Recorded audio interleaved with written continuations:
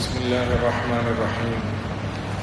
کل سورۃ الاعراف کے درمیان کے اندر حضرت موسیٰ علیہ السلام اور فرعون کے درمیان مکالمے کا تذکرہ ہوا تھا، اور جادوگروں کے ساتھ حضرت موسیٰ علیہ السلام کا کیا مقابلہ ہوا، اور کس طریقے سے جادوگروں کو پسپا ہونا پڑا،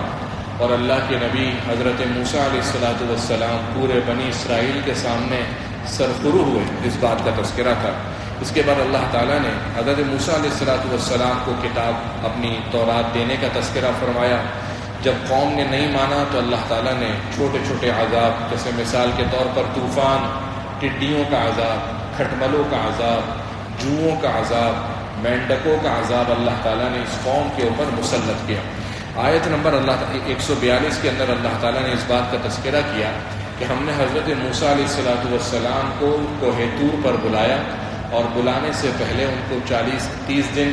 اللہ کی راہ میں لگوائے، اور اس کے بعد 10 دن مزید لگوائے، اور اس کے بعد ان کو کتاب ملی۔ حضرت موسیٰ علیہ السلام چونکہ اللہ سے باتیں کیا کرتے تھے، جبھی ان کا لقب کلیم اللہ تھا، تو ایک دفعہ اللہ سے کہنے لگے کہ اللہ ربی ارینی انظر الی، کہ اللہ میں آپ کو دیکھنا چاہتا ہوں۔ تو اللہ نے فرمایا لن ترانی ولکن انظر الی الجبل، کہ تو مجھے ہرگز نہیں دیکھ سکتا۔ جب حضرت موسیٰ علیہ السلام نے اس پر کہا کہ میں دیکھنا چاہتا ہوں، تو اللہ نے کہا ٹھیک ہے، اس پہاڑ کی طرف دیکھو، فَإِنِ اسْتَقَرَّ مَكَانَهُ فَسَوْفَ تَرَانِي، اگر وہ اپنی جگہ پر ٹھہرا رہا تو جب پہاڑ ٹھہر جائے گا تو تم بھی مجھے دیکھ سکتے ہو۔ فَلَمَّا تَجَلَّى رَبُّهُ لِلْجَبَلِ، جب اللہ تعالیٰ نے اپنی تجلیات کی کچھ جھلکیوں کا نزول اس پہاڑ جس کا نام کوہ طور تھا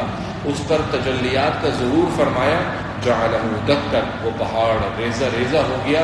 وخر موسیٰ صاعقا، اور موسیٰ علیہ السلام ان تجلیات کو انسانی آنکھوں سے نہیں دیکھ سکے، اور وہیں بے ہوش ہو کر گر پڑے۔ جب ان کو افاقہ ہوا تو اللہ سے کہا سبحانک تبت الیک، کہ اللہ میں آپ کی طرف توبہ کرنا چاہتا ہوں، آپ کی ذات پاک ہے، کیونکہ یہ اللہ کی تجلیات ہر آنکھ، انسانی آنکھوں کا دیکھنا ممکن نہیں ہے۔ اس کے بعد اللہ تعالیٰ نے حضرت موسیٰ علیہ السلام اور ان کے بھائی حضرت ہارون علیہ السلام کے درمیان جو مکالمہ ہوا اس کا تذکرہ کیا۔ آیت نمبر 158 کے اندر اس بات کا ارشاد ہے کہ قل، اے نبی آپ ان سے کہہ دیجئے، یا ایھا الناس، اے لوگو۔ پورے قرآن مجید کے اندر قل تقریباً 332 مقامات کے اندر لفظ قل آیا ہے، اور 5 ایسی صورتیں ہیں جن کی ابتدا کے اندر قل ہے، جیسے سورۃ الکافرون، سورۃ اخلاص، سورہ فلق، سورہ ناس اور سورۃ الجن۔ یہ 5 صورتوں کی ابتدا میں، اس کے علاوہ 332 مقامات کے اوپر پورے قرآن مجید میں قل ہے، اور قل کا مطلب ہوتا ہے کہ اے نبی آپ ان سے کہہ دیجئے۔ اس کے اندر کہا تو نبی کو جا رہا ہوتا ہے، لیکن نبی کی وساطت سے پوری امت سے اللہ تعالیٰ خطاب کر رہے ہوتے ہیں۔ قرآن مجید کے اندر صرف 3 مقامات ایسے ہیں کہ جہاں پر قل کہہ کر خطاب امت سے نہیں ہے بلکہ مخصوص نبی سے۔ اس کے علاوہ پورے قرآن مجید میں جہاں کہیں بھی 329 مقامات پر قل آئے گا، ٹوٹل 332 مقامات ہیں، ان 3 مقامات کو ہٹا دیں اور 329 مقامات پر جب بھی لفظ قل آئے گا تو اللہ تعالیٰ اپنے محبوب صلی اللہ علیہ وسلم کی وساطت سے امت سے خطاب کرتے ہیں کہ یا ایھا الناس، اے لوگو، ان کو اے نبی بتا دیجیے، انی رسول اللہ الیکم جمیعا، کہ اس سے پہلے جتنے رسول آتے تھے وہ ایک مخصوص قوم، مخصوص معاشرے اور مخصوص شہر اور ملک کے لوگوں کے لیے آتے تھے، لیکن آپ پوری انسانیت کے لیے اللہ کے فرستادہ اور پیغمبر و پیمبر بنا کر بھیجے گئے ہیں۔ اس بات کا تذکرہ ہوا۔ اس کے بعد اللہ تعالیٰ نے اس بات کا تذکرہ فرمایا جسے عرف عام اور اصطلاح شریعت کے اندر عہد الست کہتے ہیں۔ یہ وہ وعدہ اور عہد ہے جو ہر انسان نے اللہ تعالیٰ سے عالم ارواح کے اندر کیا، جب سارے کے سارے انسانوں کو اللہ نے ایک چٹیل میدان میں جمع کیا، اور ہر وہ انسان جو اس دنیا میں آ سکتا تھا، آنا تھا، اس کو اللہ تعالیٰ نے چیونٹیوں کی شکل کے اندر پیدا کیا، اور پیدا کر کے ان سے عہد لیا، اور وہ عہد یہ تھا الست بربکم، کیا میں تمہارا رب نہیں ہوں؟ قالوا بلا، تو جتنے انسان اس وقت چیونٹیوں کی شکل میں تھے، اس موقع کے اوپر، اس عہد کے موقع پر انہوں نے اللہ تعالیٰ سے کہا کہ بلا، آپ بالکل ہمارے رب ہیں۔ تو یہ عہد الست ہے جو ہر انسان اللہ سے عالم ارواح کے اندر کر چکا ہے، پھر بھی اگر دنیا کے اندر آ کے اس عہد کو بھول گیا ہے تو اللہ تعالیٰ اس عہد کو یاد دلا رہے ہیں۔ اس کے بعد اللہ تعالیٰ نے اس بات کا تذکرہ آیت نمبر 169 کے اندر کیا کہ وَلَقَدْ ذَرَأْنَا لِجَهَنَّمَ كَثِيرًا مِنَ الْجِنِّ وَالْإِنسِ، کہ ہم نے جہنم کے اندر بہت سے جنات اور انسان کو بھرنا ہے۔ یہ وہ لوگ ہیں لَهُمْ قُلُوبٌ لَا يَفْقَهُونَ بِهَا، ان کے پاس دل ہے لیکن دل ہونے کے باوجود ان کے پاس سمجھ نہیں ہے۔ وَلَهُمْ أَعْيُنٌ، یہ وہ انسان ہیں جن کی آنکھیں دکھتی ہیں، کہ ان کے پاس آنکھیں موجود ہیں لیکن لا يبصرون بها، ایسی آنکھیں ہیں کہ وہ دین کی چیزوں کو دیکھ نہیں سکتی، پرکھ نہیں سکتی۔ وَلَهُمْ آذَانٌ، اور ان کے پاس کان موجود ہیں لیکن ایسے کان ہیں لا يسمعون بها، کہ وہ دین کی باتوں کو سننے کی طاقت نہیں رکھتے۔ یعنی بظاہر تو کرتا دھرتا انسان ہے لیکن انسان ہونے کے باوجود ان کے کان، ان کی آنکھیں اور ان کے دل دین کی فہم سے بالاتر ہیں اور سمجھ سے خالی ہیں۔ اللہ فرماتے ہیں اولئک کالانعام بل هم اضل، ہیں تو انسان لیکن در حقیقت یہ چوپائے ہیں، بلکہ چوپایوں اور جانوروں سے بھی بدتر ہیں۔ اولئک هم الغافلون، جب دین کی بات کو یہ لوگ سن نہیں سکتے، سمجھ نہیں سکتے، تو یہ لوگ پھر دین کی ان باتوں سے غافل ہیں۔ اس کے بعد اللہ تعالیٰ نے اس بات کا تذکرہ اپنے نبی صلی اللہ علیہ وسلم سے کیا کہ نبی خذ العفو، معافی کو تھامے رکھیے۔ بار بار آپ کے پاس آپ کی مزاج کے خلاف معاملات ہوں گے، آپ نے معافی کو لازم رکھنا ہے۔ حضور کو کہہ کر مجھے اور آپ کو سنایا جا رہا ہے وَأْمُرْ بِالْعُرْفِ، نیکی کا حکم کرتے رہیے، وَأَعْرِضْ عَنِ الْجَاهِلِينَ، اور ان لوگوں سے جو لوگ جاہل ہیں ان کی ہر بات کا جواب دینا، پھر جواب در جواب، پھر مناظرہ، پھر بحث برائے بحث، پھر تنقید برائے تنقید، تو اس طریقے سے آپ کا وقت ضائع ہوگا۔ تو وَأَعْرِضْ عَنِ الْجَاهِلِينَ، ایسے جاہل لوگوں سے اعراض کیجیے، اور کبھی شیطان آپ کو وسوسے میں ڈال دے اور آپ ان لوگوں کے ساتھ بحث و مباحثے میں لگ جائیں، فاستعذ باللہ، اللہ کی پناہ میں آ جائیے، انہ سمیع علیم، اللہ سننے والا جاننے والا ہے۔ آیت نمبر 204 کے اندر اللہ نے اس بات کا تذکرہ فرمایا وَإِذَا قُرِئَ الْقُرْآنُ فَاسْتَمِعُوا لَهُ، کہ جب قرآن پڑھا جائے تو تم دو کام کرو۔ نمبر 1 استمعوا لَهُ، کہ قرآن کو کان لگا کر غور سے سنو، قرآن کو کان لگا کر غور سے سنو۔ وَأَنصِتُوا، اور جب قرآن پڑھا جا رہا ہو تو خاموش رہو، لعلکم ترحمون، تاکہ تم پر رحم کیا جائے۔ صحابہ حضرت ابو ہریرہ، حضرت عبداللہ رضی اللہ عنہ، بہت بڑے صحابہ فرماتے ہیں کہ یہ آیت عام موقع پر تو ہے ہی ہے، لیکن یہ آیت کا نزول خاص نمازوں کے لیے ہوا کہ نماز کے اندر جب امام تلاوت کر رہا ہے، سورہ فاتحہ پڑھ رہا ہے، تو آپ کو پیچھے خاموش کھڑے رہنا ہے، آپ اس وقت کسی قسم کی تلاوت نہیں کر سکتے۔ اسی طریقے سے وہ نمازیں جس کے اندر امام خاموش ہے، جیسے ظہر اور عصر کی نماز، یا وہ رکعتیں جس کے اندر امام کی قرأت ہے لیکن سری ہے، خاموش قرأت ہے، جیسے عشاء کی آخری 2 رکعتیں ہیں، ظہر کی مغرب کی آخری 1 رکعت ہے، تو اس کے اندر بھی اگر امام چونکہ تلاوت کر رہا ہوتا ہے، اگرچہ آپ کو سنائی نہیں دے رہی ہوتی، اس کے اندر بھی آپ نے خاموش رہنا ہے، اس کے اندر پیچھے کچھ پڑھنا نہیں ہے۔ سورۃ الانفال، انفال نفل کی جمع ہے، نفل کہتے ہیں زائد، اضافی اور ایکسٹرا چیز کو، یہاں پر انفال نفل سے مراد مال غنیمت ہے۔ آیت نمبر 2 کے اندر اللہ تعالیٰ اس صورت کے اندر چونکہ جہاد اور جہاد سے ملنے والا مال غنیمت، اس کا تذکرہ اور اس عنوان کے مناسبت سے بات ہے، اس لیے اس صورت کا نام سورۃ الانفال ہے۔ آیت نمبر 2 میں اللہ کا ارشاد ہے انما المؤمنون، ایمان والے تو وہ ہیں الذین اذا ذکر اللہ، جب ان کے سامنے اللہ کا ذکر کیا جائے، وجلت قلوبہم، تو جب ان کے سامنے اللہ کا ذکر کیا جاتا ہے ان کے دل پسیج جاتے ہیں، ان کے دلوں پر کپ کپی طاری ہو جاتی ہے، ان کے دل کے اندر نرم گوشہ آ جاتا ہے۔ وَإِذَا تُلِيَتْ عَلَيْهِمْ آيَاتُ، اور جب قرآن کی آیتیں ان کے سامنے تلاوت کی جاتی ہیں، زَادَتْهُمْ ایمانا، ان کا ایمان زیادہ ہو جاتا ہے، ان کے ایمان میں خوب اضافہ ہوتا ہے۔ وَعَلَىٰ رَبِّهِمْ يَتَوَكَّلُونَ، اور ایمان والے تو وہ ہیں جو اپنے رب پر بھروسہ کرتے ہیں۔ بھروسہ کرنے کا مطلب یہ ہے کہ ان کی نظر اسباب پر نہیں ہوتی، ان کی نظر اسباب بنانے والے مسبب الاسباب اللہ کی ذات پر ہوتی ہے۔ توکل کا مطلب، بھروسے کا مطلب ہرگز یہ نہیں ہوتا کہ اللہ کی ذات پر بھروسہ کر کے اسباب پر عمل نہ کیا جائے، بلکہ توکل اور بھروسے کا مطلب یہ ہوتا ہے کہ اسباب کو بروئے کار لا کر آخر کے اندر یہ بات ذہن میں ذہن نشین رکھی جائے کہ اس سبب سے ہو کچھ نہیں رہا، اس سبب کو ہم اختیار اس لیے کر رہے ہیں کہ اللہ اور اللہ کے رسول کا حکم ہے، کر تو جو کر رہا ہے اللہ ہی کر رہے ہیں، یہی وجہ ہے کہ ترمذی شریف کی حدیث ہے کہ ایک شخص آپ صلی اللہ علیہ وسلم کی خدمت میں حاضر ہوا اور کہنے لگا حضور میں اپنی اونٹنی کی رسی کھلی چھوڑ دوں اور اللہ پر توکل کروں یا اونٹنی کی رسی باندھوں اور اللہ پر توکل کروں؟ حضور نے فرمایا اعقلھا وتوکل، پہلے اونٹنی کی رسی باندھو اور اسباب اختیار کرنے کے بعد اب اللہ کے اوپر بھروسہ کرو۔ اسی طریقے سے ترمذی کی حدیث ہے کہ آپ صلی اللہ علیہ وسلم کا ارشاد ہے لو انکم تتوکلون علی اللہ حق توکلی، اگر تم اللہ پر ایسے بھروسہ کرو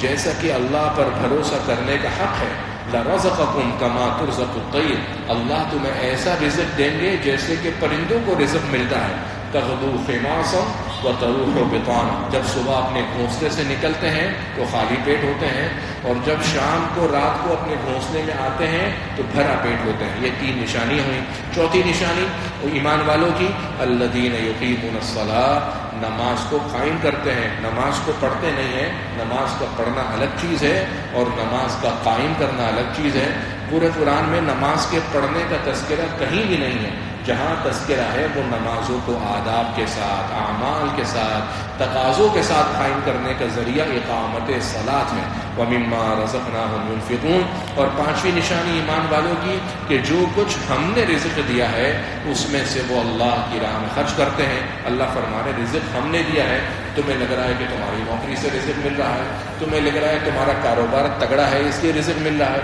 تمہیں لگ رہا ہے کہ تم شارپ مائنڈ ہو اس لیے رزق مل رہا ہے۔ حقیقت یہ ہے کہ مما رزقنا،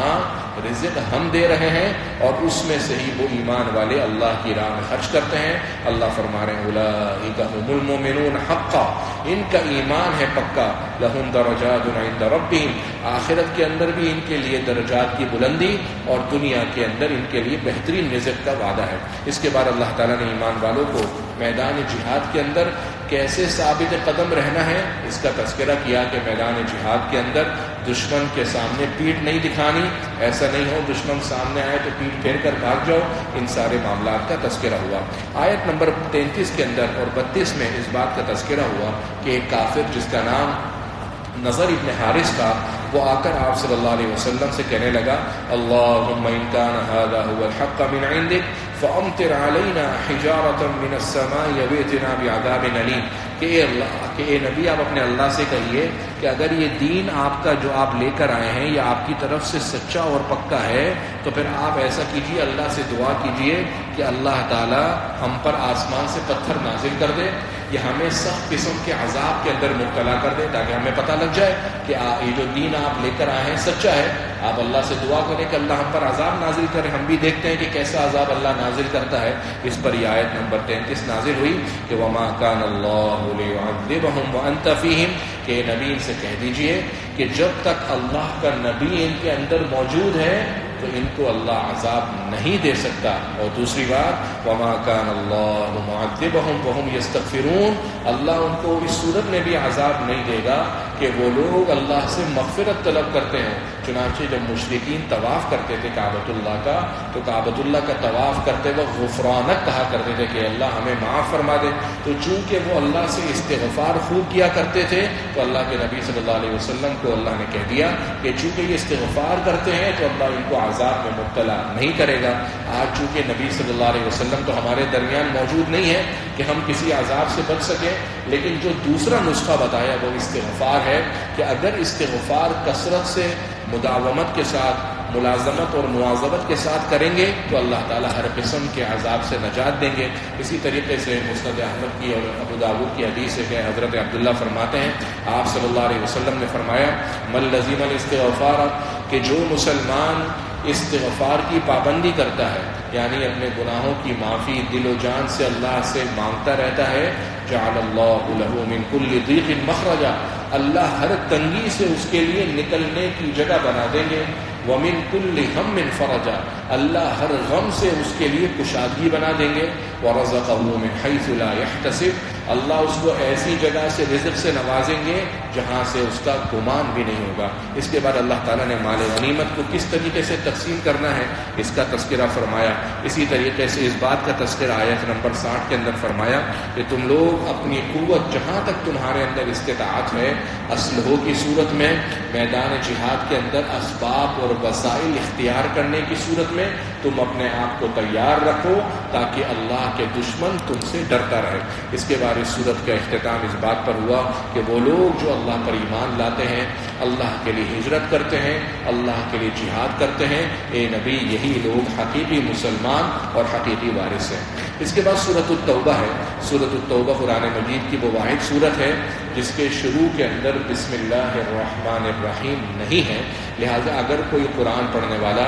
اگر قرآن پیچھے سے پڑھتا ہوا آ رہا ہے اور درمیان میں سورۃ التوبہ آئے گی تو وہ بسم اللہ نہیں پڑھے گا، لیکن اگر ابتدا ہی سورۃ التوبہ سے کر رہا ہو تو پھر قرآن کی چونکہ اپنا ایک پڑھنے کا ادب ہے کہ قرآن پڑھنے سے پہلے اعوذ باللہ اور بسم اللہ پڑھا جاتا ہے، تو اس صورت کے اندر اعوذ باللہ بھی پڑھے گا اور بسم اللہ بھی پڑھے گا۔ کیا وجہ ہے کہ پورے قرآن مجید کے اندر ایک صورت ایسی ہے جس کے شروع میں بسم اللہ نہیں ہے؟ وجہ یہ ہے کہ سورۃ التوبہ، سورۃ الانفال جو ابھی پیچھے گزری اور سورۃ التوبہ جو ابھی آ رہی ہے، ان دونوں کا عنوان اور مضمون ایک ہی ہے۔ اور جب آپ صلی اللہ علیہ وسلم پر یہ صورتیں نازل ہوئیں تو حضور کی عادت شریفہ یہ تھی کہ حضور صحابہ کو وحی لکھوایا کرتے تھے۔ تو جب سورۃ التوبہ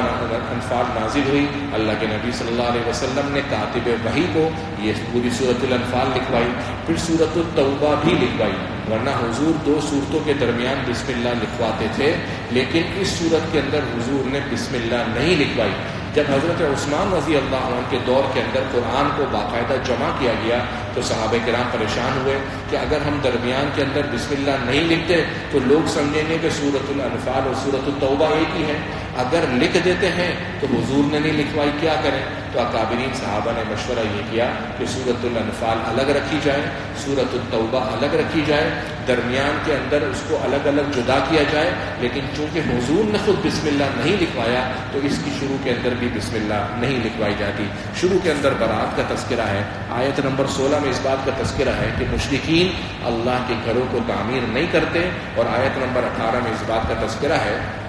کہ انما یعمر مساجد اللہ من آمن باللہ والیوم الآخر، کہ اللہ کی مساجد کو، اللہ کے گھروں کو وہی لوگ آباد کرتے ہیں جو اللہ پر ایمان لاتے ہیں، یوم آخرت پر ایمان رکھتے ہیں، اقام الصلاۃ، نمازوں کو قائم کرتے ہیں، زکوٰۃ دیتے ہیں، ولم یخش الا اللہ، اور اللہ کے سوا کسی سے ڈرتے نہیں ہیں، یہ وہ لوگ ہیں جو اللہ کے گھروں کو آباد کرتے ہیں۔ یہی وجہ ہے کہ حدیث شریف میں کہ آپ صلی اللہ علیہ وسلم نے فرمایا کہ جب تم کسی شخص کو دیکھو کہ وہ مسجد کے اندر کثرت سے آتا جاتا رہا ہے، آتا جاتا ہوتا ہے، تو فاشهدوا له بالجنہ، اس کے لیے جنت کی گواہی دو، کیونکہ قرآن مجید کے اندر خود ہے کہ اللہ کے گھروں کو آباد ایمان والے کرتے ہیں۔ اس کے بعد اللہ تعالیٰ نے اس بات کا تذکرہ کیا کہ اصل سب سے پہلا بنیاد ایمان ہے، کیونکہ کافر اللہ کے گھر کی تعمیر کرتے تھے، کعبۃ اللہ کو بناتے تھے، حاجیوں کو پانی پلاتے تھے، مسجد حرام کی تعمیر کرتے تھے،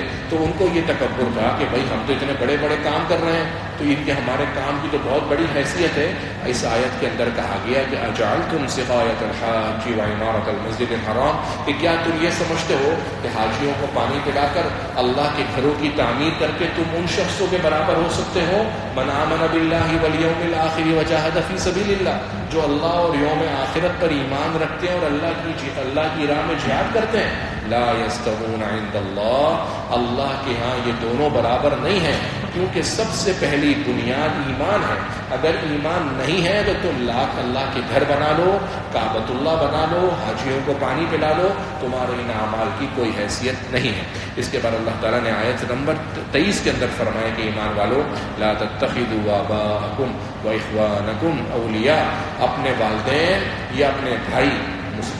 مفسرین نے لکھا ہے کہ والدین سے مراد بڑے، بھائیوں سے مراد چھوٹے اور ہم عمر، کبھی بھی ایسے لوگوں کو اپنا دوست نہ بنانا۔ ان استحب الکفر علی الایمان، اگر وہ لوگ کافر رہنا پسند کرتے ہوں تو تم ان کے ساتھ اب دوستی کو روا مت رکھنا۔ فقہاء نے لکھا ہے کہ جو لوگ کافر ہیں ان کے ساتھ آپ کاروبار کر سکتے ہیں، ان کے ساتھ ہلکا پھلکا کوئی خوشی غمی میں شرکت کرنا چاہیں کر سکتے ہیں، لیکن دلی محبت ان لوگوں کے ساتھ جو کافر ہیں ہرگز نہیں کر سکتے، اور جس نے کیا فاولئک هم الظالمون، ایسے لوگ گنہگار ہیں۔ آیت نمبر 24 کے اندر اللہ نے فرمایا کہ ایمان اے نبی ان سے کہہ دیجئے ان کان آباؤکم وابناؤکم واخوانکم،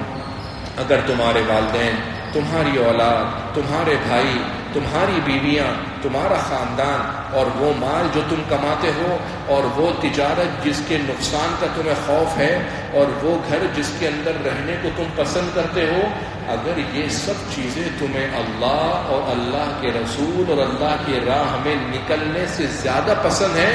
فتربصوا، اب انتظار کرو، حتی یاتی اللہ بامری، اب اللہ کا عذاب تم پر آتا ہی ہے کہ اگر تم اللہ اور اس کے رسول کے مقابلے کے اندر تمہیں اپنے والدین، اپنی اولاد، اپنا کاروبار، اپنا گھر بار اور اپنا خاندان پسند ہے، فتربصوا، اب تم انتظار کرو، حتی یاتی اللہ بامری، یہاں تک کہ اللہ کا عذاب تم کو آ جائے۔ آیت نمبر 25 میں اللہ نے اس بات کا تذکرہ کیا کہ اے صحابہ، اللہ تعالیٰ نے تمہاری ہر مقام پر، بہت سارے مقامات پر مدد کری ہے، اور حقیقت ہے کہ کتنی جنگیں ہوئی ہیں صحابہ کی اللہ نے مدد کری، لیکن ایک جنگ کی جس کو غزوہ حنین کہتے ہیں، اس آیت کے اندر اس غزوے کا تذکرہ ہے کہ غزوہ حنین کے اندر یہ ہوا تھا کہ صحابہ کی جماعت بہت زیادہ تھی اور سامنے کفار کم تھے۔ عموماً اس سے پہلے کیا ہوتا رہا کہ بدر کے اندر مثال کے طور پر صحابہ 313 تھے، کافر 1000 تھے۔ احد کے اندر کیا ہوا، صحابہ 1000 تھے، وہ لوگ 3000 تھے، لیکن اس کے بعد بھی اسی طریقے سے چلتا رہا کہ صحابہ کی تعداد کم تھی، سامنے لوگوں کی تعداد زیادہ تھی اور اللہ تعالیٰ فتح دیتے تھے۔ اور غزوہ حنین میں الٹا ہو گیا، غزوہ حنین میں صحابہ کی بہت بڑی جماعت تھی، حضور بہت بڑا لشکر لے کر آئے تھے اور سامنے کافروں کی تعداد کم تھی، تو آپس کے اندر صحابہ کے اندر چیمگوئیاں ہونے لگی کہ بھائی جب ہم کم تھے ہم نے تو زیادہ کو شکست دے دی، تو آج تو ہم زیادہ ہیں تو ہم اپنے سے کم کو شکست دے ہی دیں گے۔ تو اس موقع کے اوپر ان کو وقتی طور پر اللہ تعالیٰ نے ان کے پاؤں کو لڑکھڑا دیا، وہ ایسے موقع پر ثابت قدم نہ رہ سکے، پسپائی ہونے لگی، شکست ہونے لگی، کیونکہ ان کے دل میں یہ بات آ گئی تھی کہ ہم زیادہ ہیں۔ ان کی نظر اللہ سے ہٹ کر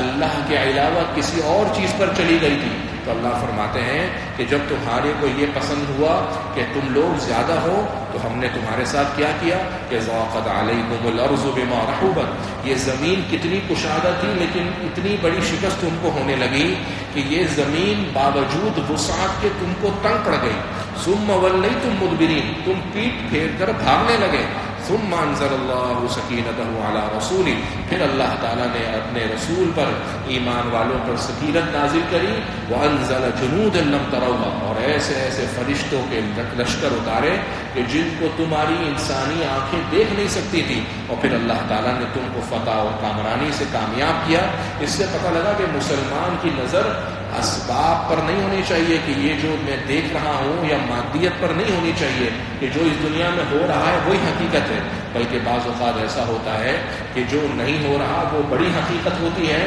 اور جو زیادہ دکھ رہا ہوتا ہے وہ زمینی حقیقت ہرگز نہیں ہوتی۔ اس کے بعد اللہ تعالیٰ نے صحابہ کے لیے توبہ کا ذکر کیا کہ اللہ تعالیٰ نے اس کے بعد صحابہ کو توبہ سے سرفراز کیا۔ پھر اللہ تعالیٰ نے آیت نمبر 28 کے اندر ایمان والوں کو مخاطب کر کے فرمایا کہ ایمان والوں،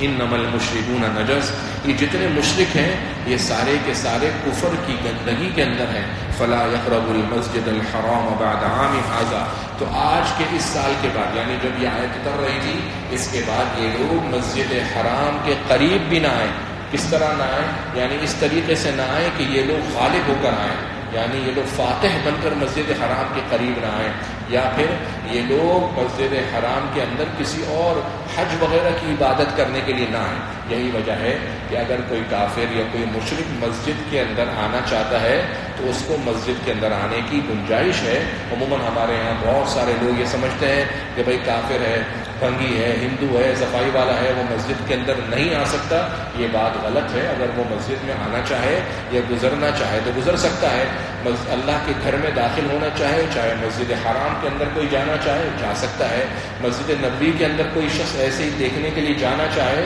اگرچہ کافر ہو، اگرچہ مشرک ہو، جا سکتا ہے، کیونکہ آپ صلی اللہ علیہ وسلم نے خود کفار کے بڑے بڑے لشکروں کو، کفار کے بڑے بڑے وفد کو مسجد نبوی کے اندر ٹھہرایا تھا۔ یہ اس بات کی دلیل ہے کہ اگر کوئی کافر مسجد میں آنا چاہے تو اس کی گنجائش ہے۔ ہاں، اگر کوئی سازش کے لیے آ رہا ہو، خدا نخواستہ تخریب کاری کے لیے آ رہا ہو، پھر اس کو منع کیا جائے گا۔ اس کے بعد اللہ تعالیٰ نے ایمان والوں کو حکم کر کے فرمایا کہ ایمان والوں اپنی زکوٰۃ دیا کرو، اور ساتھ ہی ان لوگوں کا تذکرہ فرمایا کہ جو لوگ سونے اور چاندی کا ذخیرہ کر رہے ہیں، اور ذخیرہ ایسا کر رہے ہیں کہ اس میں سے اللہ کی راہ میں زکوٰۃ نہیں دے رہے، اے نبی بشرہم بعذاب علیم، ان کو سخت عذاب کی خوشخبری دے دیجئے، یوم یحمى علیہا فی نار جہنم، جس دن یہی سونا اور چاندی جہنم کی آگ کے اندر ان کو اس سے داغا جائے گا، وتکوی بہا جباہہم وجنوبہم وظہورہم، اور ان کی پیشانیوں کو، ان کے پہلوؤں کو، ان کی پیٹھوں کو اسی سونے اور چاندی کی چیزوں سے داغا جائے گا، اور جب یہ عذاب میں اسی چیز سے مبتلا ہوں گے تو ان سے کہا جائے گا ھذا ما کنزتم لانفسکم، یہی تم نے دنیا کے اندر اپنے لیے خزانہ جمع کیا تھا، فذوقوا ما کنتم تکنزون، اب چکھو اس کا انجام اور اس کا عذاب جو تم دنیا کے اندر ان سونے اور چاندی کو جمع کیا کرتے تھے۔ اللہ تعالیٰ مجھے اور آپ کو عمل کرنے کی توفیق نصیب فرمائے۔ الحمدللہ رب العالمین، اللہم صل علی سیدنا محمد النبی الأمی وعلی آلہ وصحبہ وبارک وسلم تسلیما۔ اے اللہ ارحم الراحمین، آپ معاف کرنے والے ہیں، معافی کو پسند کرتے ہیں، اے اللہ ہم سب کو معاف فرما دیجیے۔ اے اللہ آپ معاف کرنے والے ہیں، معافی کو پسند کرتے ہیں، اے اللہ ہم سب کو معاف فرما دیجیے۔ اے اللہ قبل اس کے کہ ہماری دعاؤں کے لیے ہاتھ اٹھیں اور ہم اس مجلس کو چھوڑ کر جائیں، ہم سب کو اے اللہ مغفرت کا پروانہ نصیب کر دیجیے۔ اے اللہ اپنی خالص رضا نصیب فرما۔ اے اللہ ہم سب تجھ سے تیری رضا اور جنت کا سوال کرتے ہیں، اے اللہ نصیب فرما۔ تیرے غضب سے، تیرے قہر سے، تیرے غصے سے تیری پناہ میں آتے ہیں، اللہ اپنی پناہ نصیب فرما۔ اے اللہ عذاب قبر سے، جہنم کے عذاب سے، جہنم کی سختی سے ہم سب کی حفاظت فرما۔ قیامت کے دن حضور صلی اللہ علیہ وسلم کی رفاقت نصیب فرما، صحابہ کی صحبت نصیب فرما، حضور کی شفاعت نصیب فرما۔ اے اللہ ہم سب کو جنت کے اندر بغیر حساب کتاب کے داخلہ نصیب فرما۔ اے اللہ ہمارے والدین یا ان میں سے کوئی ایک جو یا ہمارے اعزاء و اقارب، ہمارے جو رشتہ دار اس دنیا سے رخصت ہو گئے، اے اللہ ان کی بال بال مغفرت فرما، کروٹ کروٹ جنت کی ابدی راحتیں، سعادتیں، سکون نصیب فرما۔ اے اللہ ہمارا بھی جو وقت اس دنیا کے اندر رہ گیا ہے، اپنی رضا والے کام کے اندر خرچ کرنے کی توفیق نصیب فرما۔ اے اللہ رات میں تراویح میں کھڑا ہونا، قرآن مجید کے پیغام کو سننا اور سنانا، اے اللہ دن بھر روزہ رکھنا، اے اللہ ان تمام عبادات کو اپنی بارگاہ میں قبول فرما۔ اے اللہ ہماری نمازیں، ہماری جسمانی عبادات، ہماری مالی عبادات، ہمارا جینا، ہمارا مرنا، اے اللہ سب آپ کے لیے، اس کے اندر کوئی شریک نہیں۔ اے اللہ ہماری عبادات کو بارگاہ ربوبیت میں قبول فرما، ہمارے تمام نیک اعمال کو نام و نمود، نمائش اور دکھلاوے سے محفوظ فرما۔ اے اللہ ہماری دنیا بھی اچھی کر دیجیے، ہماری آخرت بھی اچھی کر دیجیے، اور ہماری آخرت کو دنیا سے بہتر بنا دیجیے۔ وصلی اللہ وسلم علی خیر خلقہ محمد وآلہ وصحبہ وأہل بیتہ اجمعین برحمتک۔